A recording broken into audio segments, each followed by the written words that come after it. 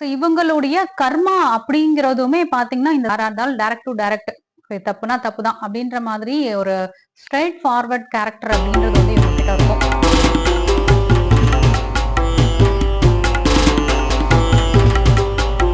சிவாய நமக. அனைத்து சகோதர சகோதரிகளுக்கும் எனது அன்பான வணக்கம். நான் ஜோதிடர் எஸ்.கே. வாணி சுந்தரராஜன். இந்த பதிவுல நம்ம எதை பத்தி பார்க்க போறோம் அப்படின்னு பாத்தீங்கன்னா, பூசம் நட்சத்திரத்தில் பிறந்தவர்களுடைய பிறப்பின் ரகசியம் என்ன, பலம் பலவீனம், அவர்களுக்கு நடக்கக்கூடிய தசாக்கள் என்ன, பூசம் நட்சத்திரத்தில் பிறந்தவர்கள் வழிபடக்கூடிய தெய்வங்கள் என்ன அப்படின்றத பத்தி தான் பார்க்க போறோம். பூசம் நட்சத்திரம், பூசம் நட்சத்திரம் நட்சத்திர வரிசைகள்ல 8வதாக வரக்கூடிய நட்சத்திரம். பூச நட்சத்திரத்தோட 4 பாதங்களுமே பாத்தீங்கன்னா கடக ராசியில வரும். கடகராசிக்கு அதிபதி சந்திரன், பூசம் நட்சத்திரத்தோட அதிபதி சனி பகவான், அதிதேவதை அப்படின்னு எடுத்துக்கிட்டோம்னா பிரகஸ்பதி. அதாவது கிரகங்கள்ல குரு பகவான் இருக்கிறார் இல்லைங்களா, அவர் தான் வந்து இந்த நட்சத்திர அதிதேவதையாக வரக்கூடியவர், பூச நட்சத்திரத்தின் அதிதேவதையாக வரக்கூடியவர்.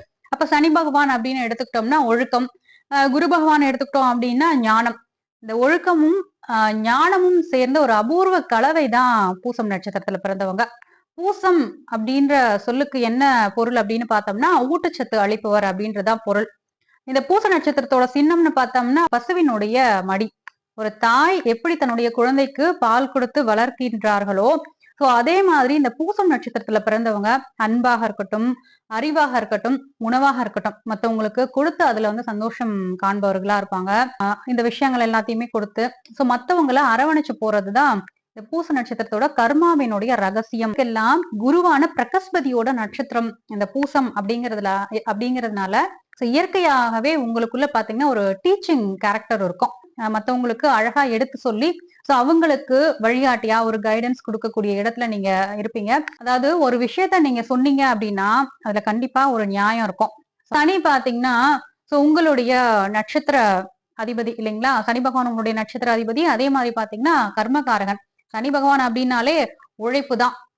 அதாவது கடமையை செய், பலனை எதிர்பார்க்காதே அப்படின்ற வார்த்தைக்கு சனி பகவான் தான் காரக கிரகம் இல்லைங்களா. அப்படின்னா ஒரு சிலர் பாத்தீங்கன்னா மிகப்பெரிய ஒரு தொழில் சாம்ராஜ்யத்தையே உருவாக்கியிருப்பாங்க. இவங்களுடைய கர்மா அப்படிங்கிறதுமே பாத்தீங்கன்னா இந்த சாம்ராஜ்யத்தை உருவாக்குறது அப்படிங்கிற விஷயம்தான். பூசம் பாத்தீங்கன்னா உலகத்துல இருக்கக்கூடிய இந்த தர்ம வழிகளை பின்பற்றதா இருக்கட்டும், தர்மத்தை நிலைநாட்டுறதா இருக்கட்டும், அதே மாதிரி ஒழுக்கத்தை கடைபிடிக்கிறது, போதிக்கக்கூடிய விஷயம், இதற்காகவே பிறந்திருக்கக்கூடிய ஒரு நட்சத்திரம். பூசத்துக்கிட்ட இருக்க பலம் என்ன அப்படின்னு பாத்தீங்கன்னா இவங்களுடைய நேர்மை அப்படின்னு சொல்லலாம் முதலாவதாக. அதாவது யாரா இருந்தாலும் ஒரே ஸ்ட்ரெயிட் ஃபார்வர்டு தான். இது தப்புனா தப்பு, இது கரெக்ட்னா கரெக்ட். அவங்களோட ஃபேஸ் டு ஃபேஸ் டைரக்டா சொல்லிடுவாங்க.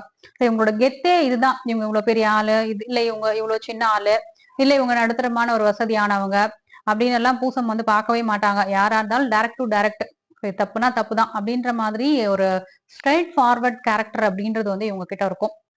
ஹெல்பிங் மைண்ட், மத்தவங்களுக்கு ஏதாவது கொடுத்து உதவணும் அப்படிங்கிற எண்ணம். யாராவது போய் இந்த பூசத்துக்கிட்ட கஷ்டம் அப்படின்னு நின்னுறக்கூடாது. இவங்க ஏதாவது ஒரு வேலை, சொந்த வேலையை செஞ்சுட்டு இருக்காங்க, இல்ல ஆபீஸ்ல இருக்காங்கன்னா கூட மத்தவங்க ஏதாவது ஒரு கஷ்டம் கிளம்பி வான்னு சொல்லிட்டா அவங்களுக்காக ஓடக்கூடிய நபர்கள். இதனாலே பாத்தீங்கன்னா இவர் பூசத்தை சுத்தி பாத்தீங்கன்னா நண்பர்கள் வட்டம் அப்படின்றது இருக்கும். ரொம்ப ஒரு பொறுமையின் சிகரமா இருப்பாங்க. மத்தவங்க ஒரு விஷயம் நடக்கல அப்படின்னா, இல்ல ஆபீஸ்ல ஏதாவது ஒரு விஷயம் நடக்கல, ஹையர் ஆபீசர் கிட்ட போயிட்டு சில விஷயங்கள் தப்பாயிடுச்சு அப்படின்னா வேற ஒரு நபரா இருந்தா ரொம்ப டென்ஷன் ஆகி குதிக்கிறது, சோ கத்துறது, ரியாக்ட் பண்றது, கோபப்படுறது, சோ இந்த மாதிரியான விஷயங்கள் பண்ணுவாங்க இல்லைங்களா. பூசத்தை பொறுத்த வரைக்கும் ரொம்ப ரொம்ப ஒரு சாஃப்டா, ரொம்ப பொறுமையா அந்த விஷயத்த வந்து ஹேண்டில் பண்ணக்கூடிய நபர்கள். அதாவது இவங்க கிட்ட ஒரு நிதானம் இருக்கும். சோ மெதுவா போனாலும் ஜெயிக்கலாம் அப்படின்ற பாலிசி வச்சிருக்கக்கூடியவங்க. இவங்களுக்கு தெரியாத விஷயமே இந்த உலகத்துல இருக்க முடியாது அப்படின்ற அளவுக்கு சோ நிறைய விஷயங்களை தெரிஞ்சுக்கிட்டே இருப்பாங்க. அதாவது ஒரு நியூஸ்னா பாத்தீங்கன்னா அப்டேஷனா இருப்பாங்க. இவங்களுக்கு இந்த ஃபீல்டு தான் அப்படின்றதெல்லாம் நம்ம சொல்லவே முடியாது. இவங்க படிச்சது ஒரு ஃபீல்டா இருந்தாலுமே வேற வேற ஃபீல்டுல என்ன நடக்குது, ஒரு டாக்டரா இருந்தா அவங்க என்ன பண்ணுவாங்க, இந்த மாதிரி ஒரு லாயர் இருக்காங்கன்னு வச்சுக்கோங்களேன். சோ அவங்களுக்கே பாத்தீங்கன்னா இவங்க நிறைய லா அண்ட் ஆர்டர் விஷயங்கள் எல்லாமே எடுத்து சொல்லக்கூடிய ஒரு அறிவு முதிர்ச்சி அப்படின்றது இந்த பூசம் நட்சத்திரத்துக்கிட்ட இருக்கும். இயல்பாகவே பூசம் நட்சத்திரத்திற்கு இந்த ஆன்மீகத்துல ஈடுபாடு இருக்கிறதுனால கடவுள் மேல பாரத்தை போட்டுட்டு இவங்களுடைய உழைப்பை நம்பி சில விஷயங்களை செய்யக்கூடியவங்க. எந்த ஒரு விஷயம்னாலுமே கடவுள் மேல பாரத்தை போட்டு அடுத்தடுத்த விஷயங்களை செய்யறது, அடுத்தடுத்த விஷயங்களை தொடங்குறதாக இருக்கட்டும், தன்னுடைய தொழில் முன்னேற்றமாக இருக்கட்டும், மிகப்பெரிய வளர்ச்சி ஏற்படுத்தக்கூடிய விஷயங்களை பண்ணக்கூடியவர்கள். அதனாலதான் பாத்தீங்கன்னா பூசம் பாத்தீங்கன்னா அடுத்தடுத்து ஒரு முன்னேற்ற பாதையை நோக்கி செல்லக்கூடியதாக இருக்கும். உங்களுடைய ஜாதக ரீதியாக கிரகநிலைகள் சரியாக இருந்து நீங்க கரெக்டா யூஸ் பண்ணீங்க அப்படின்னா நிச்சயமாக பூசத்தில் பிறந்தவர்கள் ஒரு உயரமான நிலையை எட்ட முடியும். உங்களுடைய பலவீனம் என்ன அப்படின்றத பார்த்தோம்னா ஈஸியா உங்களை வந்து எமோஷனல் அட்டாக் பண்ணிடலாம். ரொம்ப வந்து சாஃப்ட் இன் நேச்சர் நீங்க. அப்ப வந்து மத்தவங்க ஏதாவது ஹார்ஷா பேசக்குள்ள உங்களுக்கு ரொம்ப வலிக்கும். ரொம்ப நாள் அந்த விஷயத்தையே வந்து யோசிச்சுக்கிட்டே இருப்பீங்க. யோசிக்கிறதோட மட்டும் நிறுத்த மாட்டீங்க. அத ஏன் வந்து அவங்க நமக்கு பண்ணாங்க அப்படின்ற ஒரு வருத்தம் அப்படின்றது ரொம்ப ஒரு லாங் டைமா அவங்க மனசுக்குள்ளே இருக்கும். இந்த சென்சிட்டிவ் குணம் அப்படின்றது உங்களுடைய முதல் வீக்னஸ். செகண்ட் பாத்தீங்கன்னா ஏமாறக்கூடிய தன்மை. ஒருத்தர் பாவம் அப்படின்னு நம்பி போய் உதவி செஞ்சிருவீங்க. அந்த நபர் என்ன பண்ணுவாருன்னா திரும்ப திரும்ப திரும்ப உங்களை ஏமாத்திக்கிட்டே தான் இருக்க போறாரு. சோ அவர் திருந்த போறதும் கிடையாது. பட் ஆனா நீங்க என்ன பண்ணுவீங்க, அவங்களுக்கு உண்டான விஷயங்களை சோ கஷ்டப்படுறாங்க பாவம் பாவம் நினைச்சு சோ அவங்களுக்கு திரும்ப திரும்ப அந்த உதவிகளை செஞ்சுட்டு இருப்பீங்க. பட் நீங்க கஷ்டத்தை அனுபவிக்கிறது அப்படின்றது கடைசியில அந்த நபரால தான் இருக்கும் உங்களுக்கு. அப்பதான் வந்து உங்களுக்கு அதனோட அடித்தளம் சோ அதோட விஷயம் அப்படின்றதே வந்து பூசத்துக்கு புரியும். அப்போ ஏமாறக்கூடிய குணத்தை நீங்க மாத்திக்கணும். யாருக்கு உதவி செய்யலாம், யாருக்கு உதவி செய்யக்கூடாது, எந்த லிமிட்டோட நம்ம வந்து இவங்களுக்கு உதவி செய்யணும், என்ன வகையான உதவி செய்யணும்ன்றத கரெக்டா பிரிச்சு பார்த்து நீங்க அதை செயல்படுத்துனீங்க அப்படின்னா சில தோல்விகளை சில ஏமாற்றங்களை நீங்க லைஃப்ல அவாய்ட் பண்ணலாம். மூணாவது பாத்தீங்கன்னா உங்களுடைய மந்தமான வேகம். இது ஒரு பலவீனம். இந்த மந்தமான வேகம் என்ன பண்ணும் அப்படின்னு பாத்தீங்கன்னா எல்லாத்தையுமே ஸ்லோவா செய்யறது.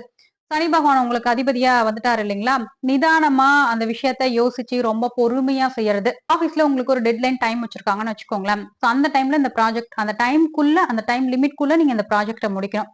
பட் ஆனா என்ன பண்ணுவீங்க அப்படின்னா அதை கொஞ்சம் அந்த டைமுக்கும் மீறி அந்த ப்ராஜெக்ட இன்னும் கொஞ்சம் பண்ணா நல்லா இருக்கும் அப்படின்ட்டு கொஞ்சம் டைம் வந்து இழுத்துட்டே போயிடுவீங்க. இந்த ஹேபிட்டையும் வந்து நீங்க மாத்திக்கிறது அப்படின்றது நல்லது.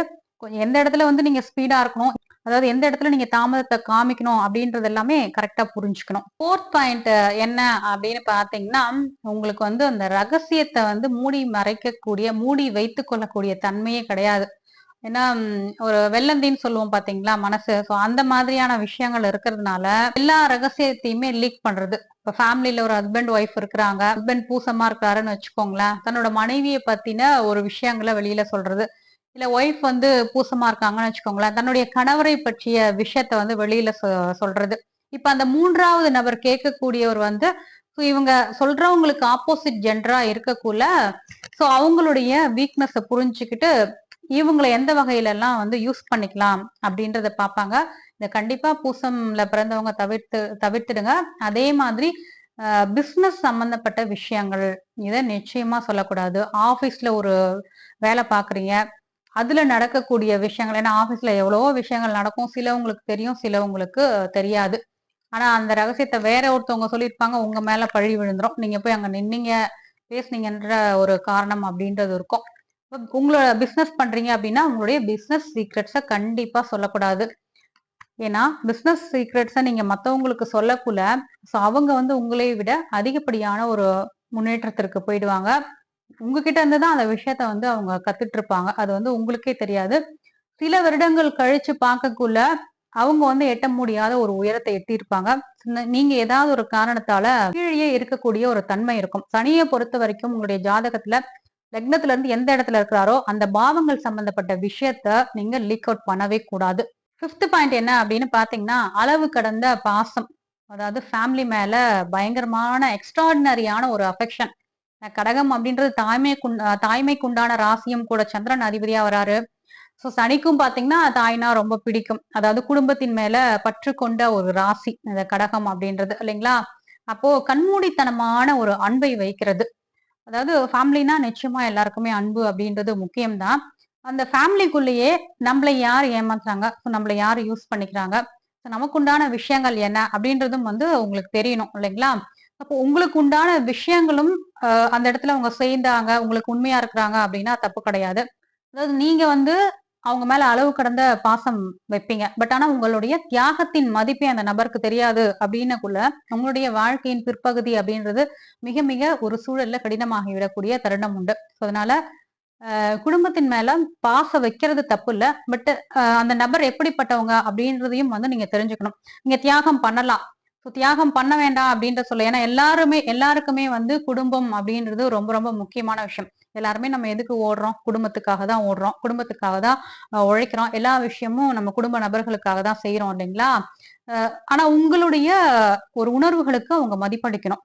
இதையும் வந்து நீங்க பார்த்துக்கணும். எல்லாமே நீங்க செய்ய செய்ய அவங்க வந்து உங்களை வந்து என்ன எக்ஸ்ட்ராக்ட் பண்ணணும். வீக்னஸா தான் இத எடுத்துப்பாங்க. அதனால உங்களுக்குன்ற ஒரு ஆசைகள், உங்களுக்குன்ற ஒரு விஷயங்களுக்கு அவங்க மதிப்பளிக்கிற மாதிரி நீங்க பார்த்துக்கணும். அடுத்தது பார்த்தீங்கன்னா, பூசம் நட்சத்திரத்திற்கு எந்தெந்த திசை வரிசையாக வரும் அப்படின்றத பார்க்கலாம். பூசம் அப்படின்னாலே சனி பகவானுடைய நட்சத்திரம் இல்லைங்களா? அப்ப பிறப்பு திசையாக வரக்கூடியது, முதல் திசையாக வரக்கூடியது சனி திசை அப்படின்றது. சனி தசை அப்படின்றது பாத்தீங்கன்னா 19 வருட காலம். இரண்டாவது திசையாக பாத்தீங்கன்னா புதன் திசை 17 வருடங்கள், மூன்றாவது திசையாக கேது திசை 7 வருடங்கள், நான்காவது திசையாக சுக்கிர திசை 20 வருடங்கள், ஐந்தாவது திசையாக சூரிய திசை 6 வருடங்கள், ஆறாவது திசையாக சந்திர திசை 10 வருடங்கள், ஏழாவது திசையாக செவ்வாய் திசை 7 வருடங்கள், எட்டாவது திசையாக ராகு திசை 18 வருடங்கள். இந்த கிரகங்கள் தான் உங்களுக்கு லைனா அந்த தசாக்களை இயக்கக்கூடிய அந்த கிரகங்கள் அப்படின்றது. அப்போ உங்களுடைய ஜாதக ரீதியாக லக்னத்திற்கு இந்த கிரகங்கள் எங்க இருக்கிறாங்க அப்படின்றத பாத்துக்கணும். பூசத்தை பொறுத்த வரைக்கும் பாத்தீங்கன்னா சனி தசா, அதாவது பிறக்கக்கூடிய வரக்கூடிய இந்த சனி தசா அப்படின்றது மேக்சிமம் கெடுதல் பண்ணாது. பட் சனி நீச்சமாகாமலோ இல்ல பகை பெறாமலோ இல்ல வக்ரம் கெடுபலன்கள் தரக்கூடிய நிலையில் இல்லாமலோ பார்த்துக்கணும். சப்போஸ் கெடுபலன்கள் தரக்கூடிய நிலையில இருக்கக்குள்ள அந்த குழந்தைக்கு அதிகப்படியான நோய் பாதிப்பை கொடுக்கறது, மெதுவாக பேசக்கூடிய தன்மை, படிப்பு வந்து சீக்கிரமா ஏறாது. ஆரம்ப கல்வி அப்படின்றது கெடுகின்ற ஒரு விஷயம் இருக்கும். இதெல்லாம் சனி சரியில்லாத நிலைகள்ல இருக்கக்கூடிய விஷயம். ஏன்னா இது வந்து பள்ளி பருவத்துல நடக்கக்கூடிய திசை அப்படின்றது சனி திசை. சனியை பொறுத்த வரைக்கும் 3, 6, 10, 11ஆம் இடங்கள்ல இருக்கக்குள்ள சிறப்பு. அதே மாதிரி சுபருடைய தொடர்பு பெற்றிருக்கக்குள்ள கெடுதல் தரமாட்டாரு. இரண்டாவதாக பாத்தீங்கன்னா புதன் திசை இல்லைங்களா? இந்த புதன் திசை அப்படின்றது 17 வருடங்கள் நடக்கக்கூடிய திசை. அப்போ ஒரு கல்லூரி படிப்பாக இருக்கட்டும், ஒரு சிலருக்கு பாத்தீங்கன்னா திருமண வாழ்க்கையும் அமைத்து தரக்கூடிய விஷயமாக இருக்கும். இல்ல வேலைக்கு போகக்கூடிய அந்த ஸ்டார்டிங் டைமா இருக்கும். அப்போ கல்லூரி படிப்பு பிளஸ் வேலை இது பாத்தீங்கன்னா புதனுக்குள்ள வந்துரும். இந்த புதன் நல்லா இருக்கிறாரு அப்படின்னா மிகச் சிறப்பான ஒரு படிப்பை படித்து மிக நல்ல வேலையை செய்யக்கூடிய அமைப்பு இருக்கு. மூன்றாவது பாத்தீங்கன்னா கேது திசையை பொறுத்த வரைக்கும் கேது வந்து இயற்கை பாவர் அப்படின்றதுனால 3, 6, 11ல இருக்கிறது சிறப்பு. பட் இந்த கேது திசை நடக்கக்குள்ளதான் நிறைய பேருக்கு பூசத்துல இந்த திருமண வாழ்க்கை அப்படின்ற ஒரு விஷயம் வந்துடும். அப்ப கேது 2 8கள் எல்லாம் சம்பந்தப்படக்குள்ள திருமணத்துல ரொம்ப தடை ஏற்படுத்துறது, ஒரு சிலருக்கு பாத்தீங்கன்னா முரண்பாடான திருமணங்கள் நடக்கக்கூடிய விஷயங்கள் எல்லாமே இருக்கும். ஒரு சிலருக்கு பாத்தீங்கன்னா வெளியூர்ல இந்த மாதிரி வேலை பார்க்கக்கூடிய அமைப்பை ஏற்படுத்திவிடும். அடுத்தது பாத்தீங்கன்னா சுக்கிரனுடைய திசா 20 வருடங்கள் அப்படின்றது. பொதுவாக இப்ப சுக்கிரன் வந்து சுக்கிரன் அணி லக்னங்களுக்கு மிக நன்மையான விஷயங்களை செய்வார். சுக்கிரன் அணி லக்னங்கள்னு எடுத்துக்கிட்டோம்னா சுக்கிரனுடைய வீடு இப்போ ரிஷபம் துலாம் லக்னத்துக்கு நன்மையை செய்யறது. லக்னாதிபதியாகி பலம் பெற்று நின்றுவிட்டால் மிக சிறந்த யோகம், மிக சிறந்த வளர்ச்சியை இவர்களுக்கு தருவார். அதே மாதிரி கும்பம் மகர லக்னத்திற்கு, மிதுனம் கன்னி லக்னத்திற்கும் யோகத்தை செய்யக்கூடியதாக இந்த சுக்கிர திசை அப்படின்றது இருக்கும். உங்க ஜாதகத்துல இந்த பிளானட்டரி பொசிஷன்ஸ் நீங்க பாத்தீங்க அப்படின்னாதான் லைஃப்ல மெயினா நடக்கக்கூடிய விஷயங்கள். உங்களுடைய ஜாதகம் எவ்வளவுதான் ஒரு யோக ஜாதகமா இருந்தாலும் இந்த தசாநாதர்கள் அப்படின்றவங்க நன்மை செய்யக்கூடிய இடத்துல இருந்தாதான் உங்களுடைய லைஃப் வந்து ரொம்ப நல்லா இருக்கும். இதை வந்து புரிஞ்சுக்கிட்டீங்க. இதுதான் பேஸ், உங்களுக்கு அடிப்படையான விஷயம் அப்படின்றதே. யோகத்தை செய்யக்கூடிய கிரகம் உங்களுடைய ஜாதகத்துல இருந்து உங்களுக்கு அந்த தசாவே வரல, வாழ்க்கை ஃபுல்லானா என்ன பண்ணுவீங்க? சரிங்களா? அதை வந்து புரிஞ்சுக்கணும். அடுத்தது பாத்தீங்கன்னா சூரியனுடைய திசை 6 வருடங்கள் அப்படின்றது அபோவ் 50ல வரலாம், அபோவ் 45ல வரலாம். சரிங்களா? அப்போ இந்த சூரிய தசா 6 வருடங்கள் அப்படின்றது 3, 6, 11கள்ல சூரியன் இருக்கக்குள்ள கெடுதலை தரமாட்டார். அடுத்தது பாத்தீங்கன்னா சந்திரன் 10 ஆண்டுகள், செவ்வாய் திசை அப்படின்றது 7 ஆண்டுகள்னு லைனா வந்துடும். இதுல எந்த பீரியட்ல உங்களுக்கு மிகவும் அதிகமாக கெடுபலன் நடக்குது, நன்மைகள் நடக்குது அப்படின்றத நீங்க நோட் பண்ணிக்கோங்க. எந்த கிரகம் அப்படின்றதையும் நீங்க நோட் பண்ணிக்கோங்க. பூசம் நட்சத்திரத்தில் பிறந்தவர்கள் வழிபடக்கூடிய தெய்வங்கள், பேசிக்கா நீங்க வந்து சில கடவுள்களுடைய வழிபாடு நீங்க வச்சுக்கோங்க. அப்படி பார்க்கக்குள்ள பூசம் நட்சத்திரத்தினுடைய அதிதேவதை பார்த்தோம்னா குரு பகவான். எப்பெல்லாம் டைம் கிடைக்குதோ திருச்செந்தூர் போயிட்டு வர்றது அப்படின்றது உங்களுக்கு நல்ல ஒரு பாசிட்டிவ் எனர்ஜியா இருக்கும். ஏன்னா திருச்செந்தூர் வந்து எல்லாராலையுமே போக முடியாது. ஏன்னா திருச்செந்தூருக்கு பக்கத்துல இருக்கிறவங்க நீங்க அங்க போயிட்டு வரலாம். பட் எல்லா ஊர்ல இருந்துமே வந்து உங்களால வந்து போக முடியாது அப்படின்ற பட்சத்துல எப்பயாவது போயிட்டு வந்து திருச்செந்தூர் முருகப்பெருமானுடைய சுவாமி படத்தை நீங்க வீட்டுல வச்சு வழிபாடு பண்ணுங்க. அப்ப திருச்செந்தூர் போறப்ப அங்க கடல்ல நீராடி முருகப்பெருமானை தரிசனம் செஞ்சீங்க அப்படின்னா உங்களுடைய கர்ம வினைகள் நீங்கக்கூடிய ஒரு விஷயமா இருக்கும். தைப்பூசம் வரும் இல்லைங்களா? தைப்பூச திருநாள்ல நீங்க ஒரு அன்னதானம் பண்றது அப்படின்றதும் ரொம்ப சிறப்பான விஷயம். இந்த அன்னதானம் பாத்தீங்கன்னா உங்களுடைய தலைமுறையை காக்கக்கூடிய ஒரு விஷயமாகவும் இருக்கும். அதனால கண்டிப்பா இதை வருஷம் வருஷம் நீங்க ஃபாலோ பண்ணுங்க. அதாவது நம்ம கையில 10 ரூபாய் கொடுத்தாலுமே அது தானம் தானம் தான். ஏன்னா அந்த 10 ரூபாய்க்கு நம்ம கண்டிப்பா ஒரு உழைப்பை போட்டிருப்போம். சரிங்களா? அதனால நான் வந்து இவ்வளவுதான் செய்யணும். நான் வந்து 10,000க்கு செஞ்சாதான் அது தானம். இல்ல நான் 1,00,00,000க்கு 1,00,000த்துக்கு செஞ்சாதான் தானம். இல்ல 1000 ரூபாய்க்கு செஞ்சாதான் 100 ரூபாய் அப்படிலாம் கிடையாது. உங்களால என்ன முடியுதோ உங்க கையில என்ன இருக்கோ அதை பண்ணீங்கனாலே போதும். அதே மாதிரி பாத்தீங்கன்னா தட்சிணாமூர்த்தி வழிபாடு. குரு பகவான் உங்களுடைய அதிதேவதை இல்லைங்களா? அப்போ தட்சிணாமூர்த்தி வழிபாடு வியாழக்கிழமைகளை நீங்க பண்ணுங்க. வியாழக்கிழமை அப்போ தட்சிணாமூர்த்திக்கு ஒரு கொண்டை கடலை மாலை சாற்றி வருஷத்திற்கு ஒரு முறையாவது மஞ்சள் நிற ஆடை வந்து தட்சிணாமூர்த்திக்கு நீங்க வியாழக்கிழமை எடுத்து கொடுக்கலாம். அதே மாதிரி அந்த கொண்டைக்கடலை நெய்வேத்தியமும் நீங்க பண்ணி தானமா கொடுக்கலாம். அங்க வரக்கூடிய பக்தர்களுக்கு தானமாக கொடுக்கறதுன்றது சிறப்பான விஷயம். எங்கேயாவது ஒரு நல்ல காரியம் போறீங்கன்னா எல்லோ கலர் கலந்த மாதிரியான ட்ரெஸ் யூஸ் பண்ணலாம், கர்ச்சிஃப் யூஸ் பண்ணலாம். எல்லாமே கொஞ்சம் ஒரு பாசிட்டிவ் எனர்ஜி அப்படின்ற ஒரு விஷயத்தை பண்ணும் பூசத்துக்கு. மாதிரி பசுவிற்கு உணவளிக்கிறது, அகத்திக்கீரை கொடுக்கறது, பசுவிற்கு தானம் செய்யறது, ஸோ இதெல்லாமே நல்லா இருக்கும். வீட்டுல வந்து பூசம் நட்சத்திரத்தில் பிறந்தவர்கள் ஒரு பசுவினுடைய சின்னம் வாங்கி வச்சுக்கோங்க. பசுவும் கன்றும் இருக்க மாதிரி வாங்கி வச்சுக்கோங்க.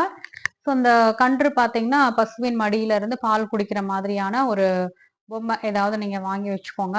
வெள்ளிக்கிழமைகள்ல மகாலட்சுமி வழிபாடையும் நீங்க வந்து தொடர்ந்து பண்ணலாம். ஸோ இந்த வழிபாடுகள் அப்படின்றது உங்களால எதெல்லாம் முடியுதோ அதை நீங்க வந்து ஃபாலோ பண்ணலாம். உங்களுக்கு கன்சல்டேஷன் வேணும் அப்படின்னா டிஸ்பிளே தெரியுற என்னோட நம்பருக்கு வாட்ஸ்அப் பண்ணுங்க. அனைவருக்கும் நன்றி.